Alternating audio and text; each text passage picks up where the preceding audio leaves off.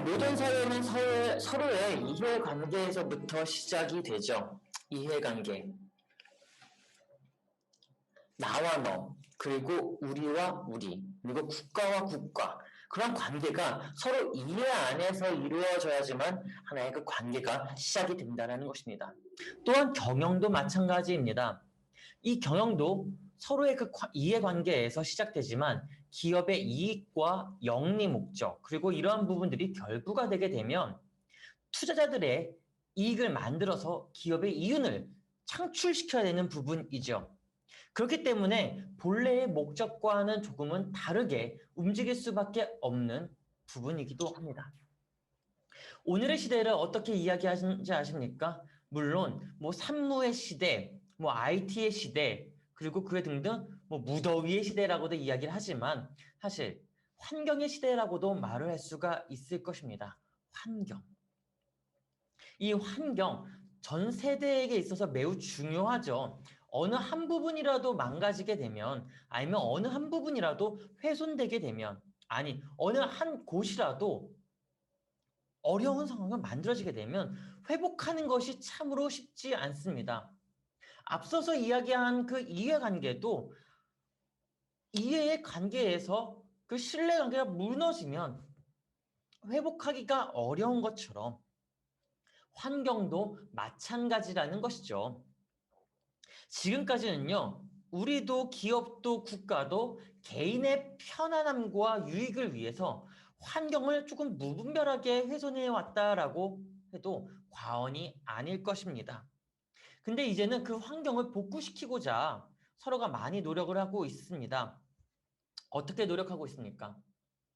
환경을 다시 복구시키기 위해 어떻게 노력하고 있나요?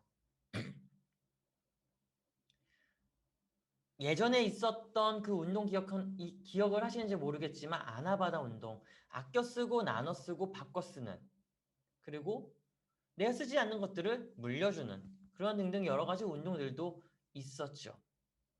그리고 식물을 심거나 또한 물 보호를 하자는 취지로 쓰레기를 줄이거나 아니면 페트병을 재활용한다던가, 또 흔히 또 이제 MZ세대나 우리 또한 그전 세대에서부터도 이야기가 많이 나눠졌던 것처럼 텀블러를 가지고 다니자라는 것도 있었습니다. 특히 우리가 이렇게 환경에 대해서 관심을 많이 가지고 있고 그렇게 움직이고자 하지만 실제로는 그렇게 잘 하지는 못하죠. 왜요? 이미 몸에 배어버린 습관 때문에 그 시대에 역행해서 살아가기에는 참으로 힘들다라는 것입니다. 그런데요, UN 산하기관으로 자리하고 있는 환경계획부에서는요, 국제협력을 통해서 환경을 조금 어지러워져 있는, 훼손되어 있는 환경을 개선시키고자 많은 노력을 하고 있습니다. 그에 따른 결과로 우리가 지난 시간에 이야기 나눴던 그 교토의정서, 교통 프로토콜이라고 이야기를 하죠. 그리고 더불어 몇 년 전에 또한 체결한 파리 기후협정까지 이렇게 해서 차례대로 이루어지고 있죠. 그런데요, 이거 알고 계세요?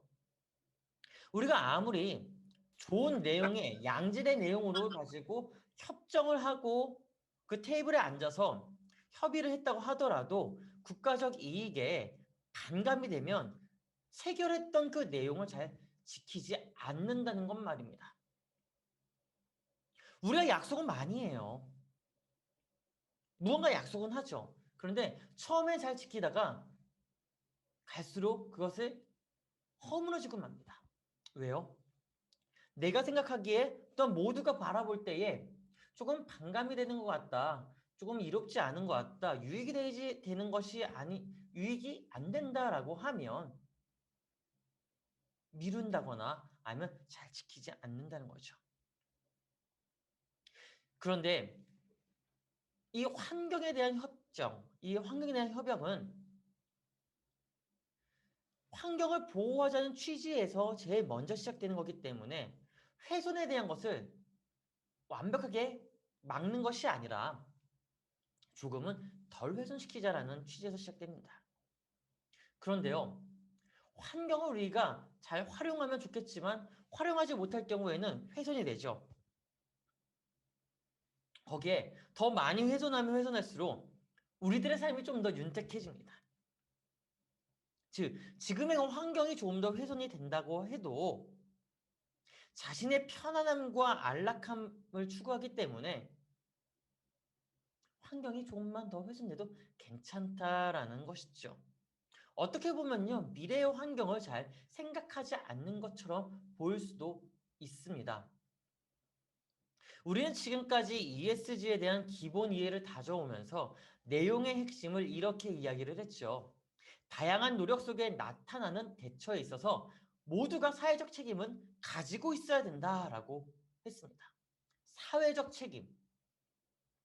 다양한 노력 속에 나타나는 그 대처 속에서도 우리는 책임을 가지고 행해야 된다는 것입니다. 앞서서 이야기한 그 기후협정에 대한 이야기도 나눴었죠. 지난 시간에는 교토의정서, 교토 프로토콜을 통해 가지고 어떻게 탄소를 좀 줄일 것이다. 이산탄소를 줄여서 환경을 다시 좀 보호할 것이다 라는 이야기도 했었죠. 그런데요. 이런 다양한 노력 속에서도 모두가 책임을 가지고 뛰어들어야지만 지금 훼손되어 있는 환경이 조금은 더 보존되거나 복구할 수 있다라는 것입니다. 그런데 왜 다들 이것에 대해서는 찬성을 하더라도 국가적 입장과 개인적 입장을 바라볼 때에 아니 나에 통한 이야기를 할 때는 왜 그것을 뒷전을 밀어내는 걸까요? 지난 5주 동안 계속해서 이야기했던 것 중에 하나가 책임에 대한 부분입니다. 여러분, 지구의 온도가 조금씩 높아져 가고 있다는 것은 누구나 다 알고 있는 사실입니다. 그로 인해서 지구의 환경이 지금 어떻게 되고 있습니까? 빙하들이 녹아내려가고 있죠. 바다의 높이가 점점 높아지고 있어요. 그리고 온난화 기후로 인해 가지고 새로운 개체들이 생겨나면서 동시에 죽어가는 동식물들도 다반사입니다. 한때 한국에 없었던 개체, 황소개구리 기억나시죠? 그 황소개구리가 한국의 생태계를 교란한다라는 뉴스도 많이 봤습니다. 심지어 사막화 현상이 심화되면서 삶의 질도 현저하게 떨어지고 있어요. 어제는 체감 기온이 약 41도, 42도 정도 됐다고 해요. 온도는 36점에서 38도 그 사이인데 체감은 41도라고 하니 에어컨 없이는 살 수가 없잖아요. 시원한 냉기 없이는 살아갈 수가 없잖아요. 왜 그렇게 됐을까요? 왜 갑자기 이게 안 고온 되지? 기후가 생겨날 수밖에 없었을까요? 조금이라도 편안하고자 한다면, 조금이라도 안락하고자 한다면 내 주위에 있는 그 자연 조금만 훼손되더라도 괜찮다는 그런 생각을 조금은 버려야 될 것입니다. 모두에게 삶의 환경은 중요하죠. 환경이 변화되거나 무언가 바뀌게 되면 적응하기가 참으로 어렵습니다. 시간이 정말로 많이 필요하죠. 적응하는 시간이 굉장히 많이 필요해요. 물론 지금 직장인들도 있고 학생들도 있겠지만 아마 대부분 직장인들이기 때문에 직장인들의 예시를 한번 좀 들어볼까요? 직장인들은 흔히 느낄 수가 있어요. 재직하고 있는 회사를 그만두고 이직하게 되면 아무리 같은 업종, 같은 직종에 있었다라고 하더라도 그 회사만의 상하 관계가 있고요. 그 회사만이 가지고 있는 환경이 있고요. 그 회사만이 가지고 있는 프로토콜들이 있어요. 그것을 익히지 못하고 내가 과거에 가지고 있었던 그 습관들을 중심으로 그 회사에서 이직한 회사에서 무언가 한다 그러면 효율적인 업무를 할 수가 없겠죠. 빨리 그 환경에 적응을 해야지만 적용을 해야지만 또한 그 안에서 대처가 빨리 일어나야지만 환경적을 뛰어넘을 수 있다는 겁니다. 그게 우리의 책임이라는 거죠. 이직하게 되면 우리의 책임은 그 환경에 빨리 적응하고 적용하고 효율적인 업무를 일으키기 위한 노력.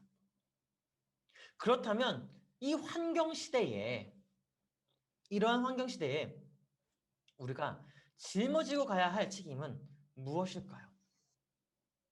어떤 방법으로 그 책임을 짊어지고 미래의 시대까지, 미래의 세대까지 전달할 수 있을까요? 우리가 지금 현재 요엘서를 보고 있죠. 요엘의 그 내용을 가지고 같이 나누고 있습니다. 요엘은 누굽니까? 선지자입니다. 또한 하나님의 백성들에게 하나님의 말씀을 전하는 사람입니다. 광장역에 서서 하나님의 예언을 선포하는 사람, 선지자죠. 근데 다른 예언서하고 이 요엘서를 보면요, 좀 특별한 부분이 있어요. 어떤 부분이냐면요, 다른 예언서에서는 심판에 대한 기록이요, 많이 기록되어 있진 않아요. 크게 기록되어 있지 않습니다. 그런데 요엘은 심판만 있는 것이 아니라 축복까지 함께 더불어서 양자관계 속에서 이루어지고 있다는 거예요. 즉, 기존의 예언서들은요, 회복과 축복, 그 전에 무너져 있었던, 결렬되어 있었던 그 한 개인에게 하나님이 축복하셔서, 회복해 하셔서 다시 일어서는 것이, 다시 일어설 수 있는 힘을 주는 것이 다수의 메시지였다면, 요엘은요, 심판과 함께 축복으로 가는 길이 있다라는 것을 이야기하고 있습니다. 즉, 심판과 축복이 같이 간다라는 거죠. 다시 말하면요, 심판은 환경적 심판으로 책임과 의무를 짊어진 우리에게 하나님은 무엇을 책망하는 걸까요? 바로 책임과 의무에 대한 부분을 책망하는 겁니다. 그리고 그 우주적인 경험을 각자 개인에게 도래시켜서 경험케 하겠다는 거죠. 그 경험이 마치고 나면 우리가 잘 알고 있는 가사, 마지막 나라에라는 그 찬양의 가사처럼 그 축복을 주신다는 거죠. 요엘 2장 28절에서 보면 이러한 가사가 있잖아요. 우리가 잘 알고 있는 그런 내용입니다. 내 영을 만민에게 부어주리니 너희 자녀들이 무엇을 말한다? 장래일을 말하고 너의 늙은이들은 무엇을 꾼다? 꿈을 꾸고 젊은이들은 이상을 볼 것이고 그때 내가 내 영을 남종과 여종에게 동일하게 부어줄 것이다. 하나님이 모든 이들에게 영을 부어주는데 자녀들은 장래일, 미래의 일을 예언한다라고 얘기하고요. 늙은이들은 어르신들은 꿈을 꾼다라고 얘기를 하고 있고요. 젊은이들은 이상을 보고 뛰어갈 수 있게 하겠다는 겁니다. 그렇다면 여러분들은 무엇을 보았고 무엇을 꿈을 꾸고 있고 무엇을 말하고 있습니까? 성경에서는 자녀, 늙은이, 그리고 젊은이들에게 각자 세대별로 나눠서 이야기하고 있지만 실제로는요. 이거를 하나의 패러다임, 하나의 시간의 순서를 보면 같은 사람입니다. 왜 그런지 아세요? 우리가 처음에 자녀죠. 누군가의 자녀입니다. 자녀이기 때문에 장래일을 말해야 됩니다. 나는 무엇을 할 거야? 무엇을 할 거야? 꿈을 이야기하는 거죠. 늙은이들은 그 자녀들이 장래일을 말한 것에 더 꿈을 심겨주는, 그래, 할 수 있어, 내가 도와줄게. 그리고 젊은이들은 거대한 포부를 가지고 나아가야 된다는 거죠. 근데 이 모든 것을 다 누가 했나요? 우리가 했다는 거예요. 우리가 어렸을 때부터 스텝 바이 스텝으로 해왔다라는 겁니다. 그런데요, 이 모든 것을 해오면서 책임을 지지 않았죠. 의무를 짊어지지 않았죠.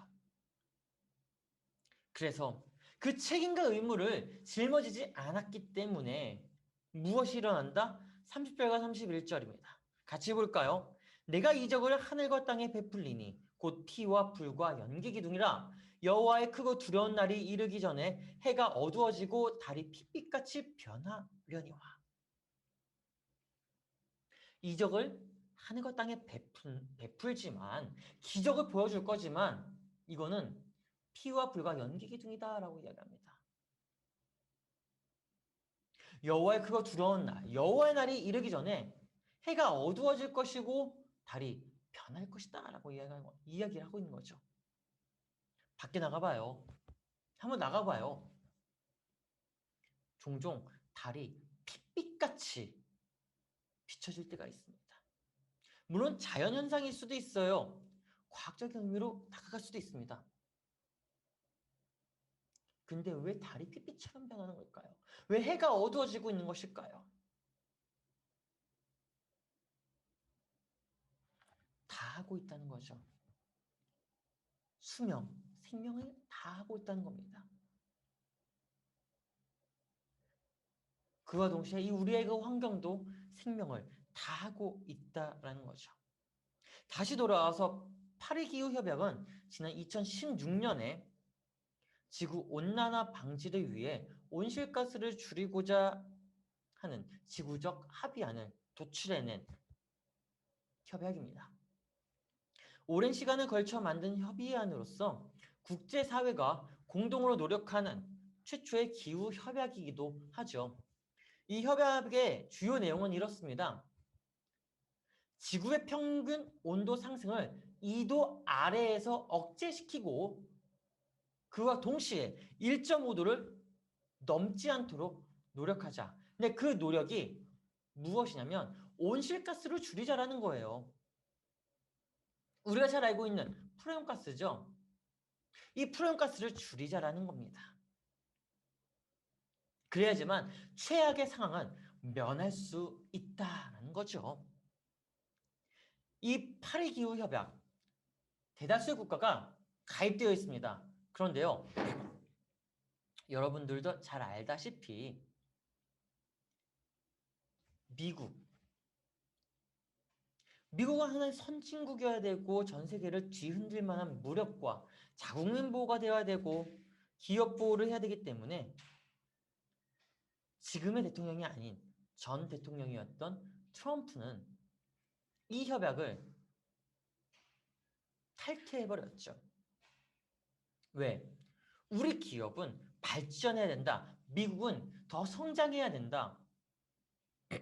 우리가 성장해야 전 세계 패권을 우리가 짊어지고 갈 수 있다. 쥐고 갈 수 있다.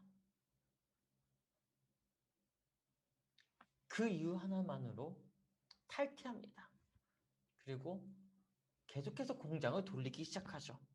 그런데 그가 퇴임을 하고 후임자인 조 바이든은 트럼프의 탈퇴 선언에 반대해서 파리 협약에 즉각적으로 복귀했죠. 조 바이든이라고 국가 발전에 이바지 안 하고 싶었을까요? 아니요. 해야 하지만 더 먼저인 것은 지구촌이라는 겁니다. 글로벌이라는 겁니다. 사람이라는 거죠. 사람이 있어야 미래가 있는 거고 사람이 있어야 국가가 있는 거고 사람이 있어야 발전할 수 있다라는 겁니다. 온 땅이, 온 세계가 기후로 인해서 그리고 환경으로 인해서 무언가가 변하고 있다는 것은 저도 여러분도 우리 모두도 잘 알고 있습니다. 환경이 변하니까요, 기후가 변하니까요, 질병이 생겨나기 시작합니다. 죽어가는 사람들이 점점 늘어나죠. 여기저기에서 화재로 혹은 지대가 흔들리면서 판이 부딪히면서 화산이 폭발하기도 하고요. 심지어 하늘이 뚫린 것처럼 비가 억수로 쏟아지거나 이상기후의 현상이 나타나서 땅이 갈라지면서 모든 농작물들이 말라 비틀어 죽기도 합니다. 환경의 영향, 이 환경의 영향이 사람에게 큰 영향력이 된다는 것은 누구나 잘 알고 있는 사실이죠. 근데 그 사실을 알고 있음에도 불구하고 우리는 그렇게 적극적인 움직임을 펼치지는 않습니다. 왜요? 왜 적극적인 움직임을 잘 펼치지 못하는 걸까요? 앞서 이야기한 것처럼 내가 조금만 더 편하면 되니까, 내가 좀 더 안락하면 되니까. 그러면서 우리가 말로는 우리의 자녀에게, 우리의 미래에게, 우리의 후임에게 어떻게 이것을 전달해 줄 것이냐, 이 좋은 것을 어떻게 전달해 줄 것이냐라는 고민만 하죠. 근데 우리가 지금 전달해야 될 거는요, 다른 게 아니에요.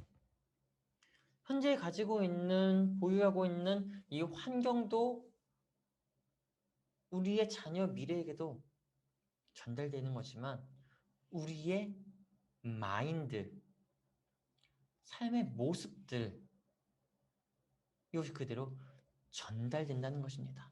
전달이 되면요, 그들도 똑같이 훼손하고 파괴하고 복구하지 않고 살아가게 되는 거예요.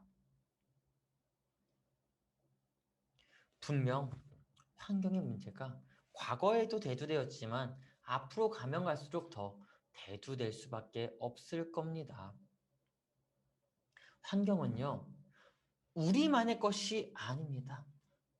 나만의 것이 아닙니다. 환경은요, 모두가 함께 누리고 지켜야 할 모든 것입니다. 우리는 누리는 것에 치중해서 지키는 것에 소홀하게 여길 때가 많이 있어요. 그러나 소홀히 여기는 것을 먼저 우리 삶으로 가지고 들어올 때에 그것을 더 크게 누릴 수가 있고요. 더 편안함을 가질 수 있다는 것을 우리 모두가 알아야 합니다. 수년간 전 세계는요, 강대국이든 선진국이든 중소국이든 개발도상국이든 간에 전 세계는요, 기후 변화 협상의 테이블에 앉아서 그 내용들을 협의하면서 하나씩 지켜야 할 문건들을 만들어 왔습니다. 그리고 발표했죠. 근데 발표한 대로 지켜진다 그러면 얼마나 좋아요. 얼마나 좋은 소식이에요. 그런데 앞서서 이야기한 것처럼 그렇게 하지 못하는 것이 현실입니다. 사회적 책임을 떠밀고 있다는 거예요. 그런데요, 우리의 미래에게 떠미는 것은 곧 우리의 미래이기 때문에, 내 미래이기 때문에 떠밀어봤자 소용이 없습니다. 우리부터 해야 돼요. 내가 먼저 해야 돼요. 여러분들이 먼저 해야 돼요. 기업들이 먼저 해야 돼요. 또한 국가가 먼저 해야 돼요.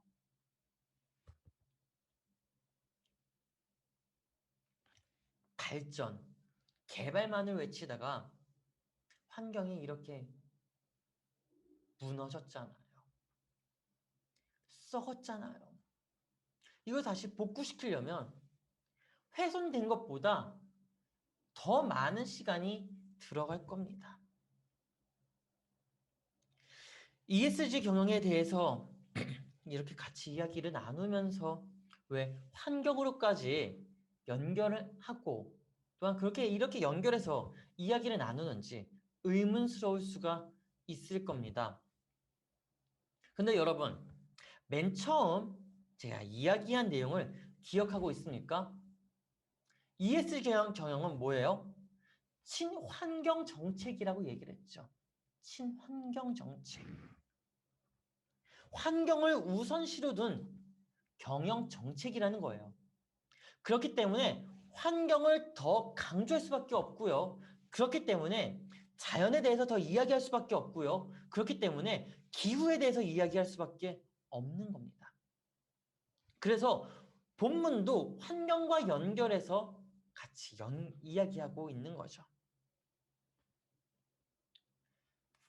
우리가 환경 많이 들어왔지만 피부로 와닿지는 않습니다. 왜냐?